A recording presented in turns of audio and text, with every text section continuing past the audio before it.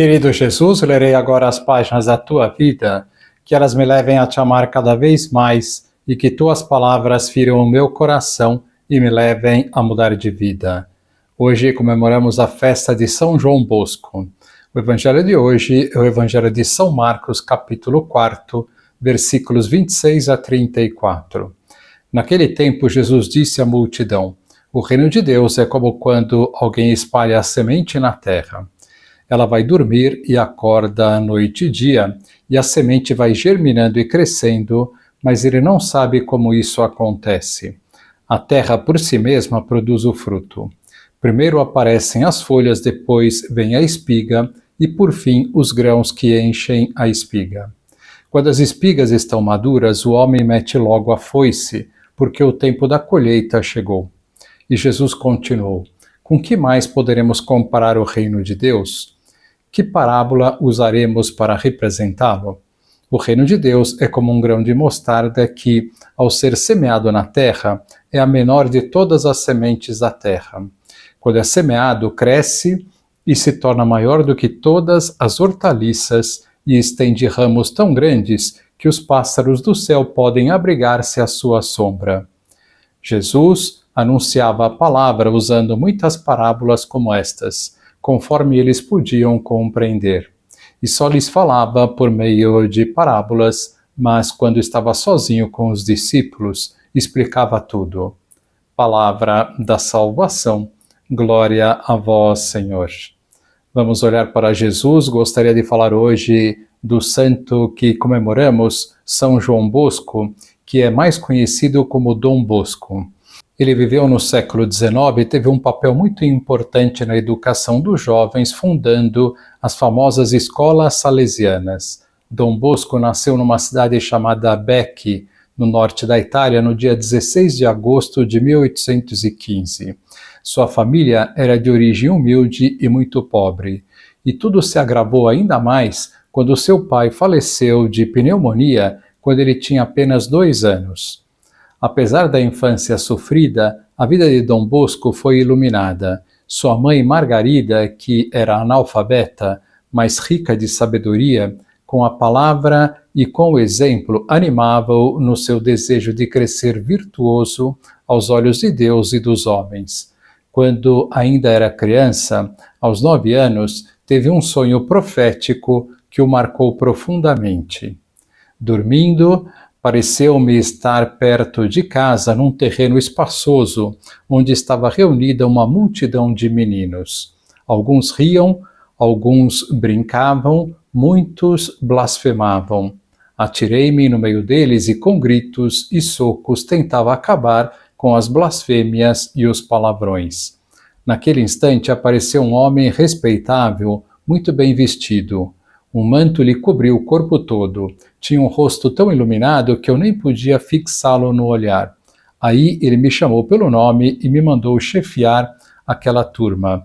E disse: não é com pancadas, mas com mansidão que você deve conquistar estes seus amigos. Comece então a ensinar para eles sobre a feiura do pecado e a preciosidade da virtude.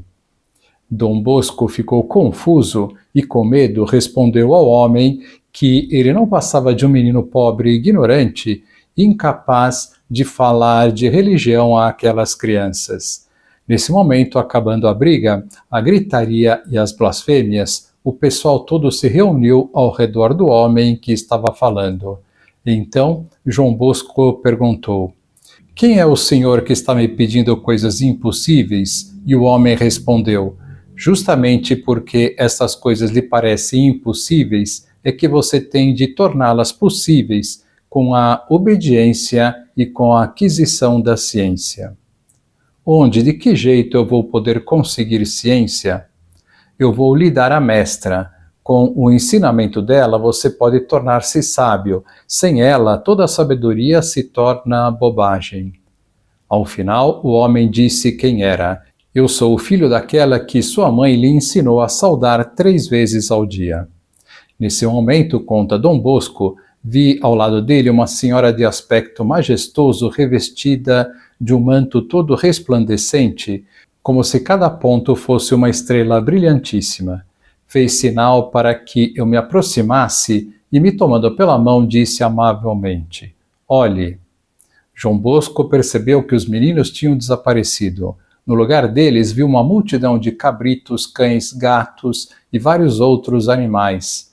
A senhora continuou: "Aí está seu campo. É aí que você deve trabalhar. Torne-se forte, humilde e robusto, e o que você agora está vendo acontecer com esses animais, você tem que fazer para meus filhos." Voltei então os olhos e eis que, em vez de animais ferozes, apareceram outros tantos cordeirinhos mansos que, saltitando e balindo, rodeavam aquele homem e aquela senhora como a lhes fazer festa. Nesse ponto, ainda em sonho, comecei a chorar e pedi à senhora que me falasse de modo que eu pudesse compreender, porque eu não estava entendendo o que aquilo queria significar. Aí ela me pôs a mão sobre a cabeça, dizendo: "A seu tempo você vai compreender tudo." Um barulho me acordou e tudo desapareceu. Mais para frente, decidiu tornar-se sacerdote, mas teria que superar muitas dificuldades para se tornar padre. Estudar exigiria um dinheiro que a família não tinha. Foi costureiro, sapateiro, ferreiro, carpinteiro e ainda nos tempos livres estudava música. Tudo isso para conseguir se sustentar. Dom Bosco era inteligente, se esforçava em seus estudos e sempre queria ir além. A oportunidade lhe veio quando, com 11 anos, conheceu o padre Calosso. Ele um dia lhe disse que lhe daria algumas balas se ele fosse capaz de repetir 3 ideias do sermão da missa. Dom Bosco repetiu palavra por palavra o sermão. Padre Calosso, impressionado com a memória do menino, se prontificou, após conversar com a mãe de Dom Bosco, a lhe dar aulas. Ordenou-se sacerdote e formulou 3 propósitos: ocupar rigorosamente todo o seu tempo, oferecer sacrifícios e fazer todo o possível para salvar as almas, deixar que a caridade e a doçura de São Francisco de Sales o guiassem em tudo. Preocupado com as crianças órfãs e abandonadas na rua, decide, à luz daquele sonho inicial, criar um instituto para cuidar delas e lhes dar aulas de formação humana e espiritual. Suas habilidades como a memória prodigiosa lhe ajudaria a contar muitas histórias para as crianças. Desde criança também gostava de acrobacias, e isso encantava aqueles jovens. Dom Bosco fez vários milagres em vida, principalmente multiplicação de alimentos e cura. Em novembro de 1849, cerca de 600 garotos estavam voltando de uma visita ao cemitério e Dom Bosco tinha apenas um saco com castanhas cozidas. Pediu que os garotos fizessem uma fila e foi distribuindo fartamente as castanhas. Após distribuir para mais de 200 garotos, só havia para mais 2 ou 3 meninos. Para surpresa de todos, Dom Bosco continuou distribuindo e aquelas poucas castanhas jamais acabavam. Todos viam o milagre acontecer diante dos olhos e ficavam na expectativa para saber se daria para todos. Ao final da larga distribuição, todos os meninos gritavam: "Dom Bosco é um santo." Um caso significativo foi o de uma menina de 12 anos que era cega. Dom Bosco pediu que a menina rezasse uma Ave Maria e uma Salve Rainha. Depois de dar uma bênção à menina, tirou uma medalha do bolso e perguntou à menina o que era aquilo. A pequena, com a visão já restabelecida, disse com grande alegria: "É a medalha de Nossa Senhora e do outro lado São José com um bastão florido na mão." Dom Bosco ainda deixou a medalha cair no chão e a menina, sem hesitação alguma, pegou a medalha. Ficou conhecido por todo o continente europeu como o padre que faz milagres.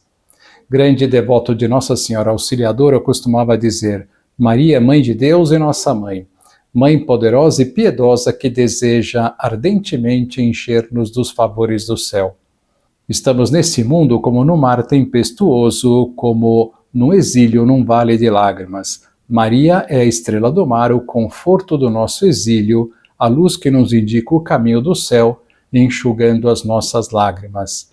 Maria Santíssima protege os seus devotos em todas as necessidades, mas especialmente na hora da morte. As mães da terra nunca abandonam os seus filhos. O mesmo faz Maria, que tanto ama seus filhos. Que lição nós podemos tirar de hoje? A vida de Dom Bosco é muito rica e vale a pena ler uma biografia dele. Para gravar uma ideia, pode ser esta: um homem que é fiel aos desígnios de Deus faz coisas maravilhosas aqui na terra.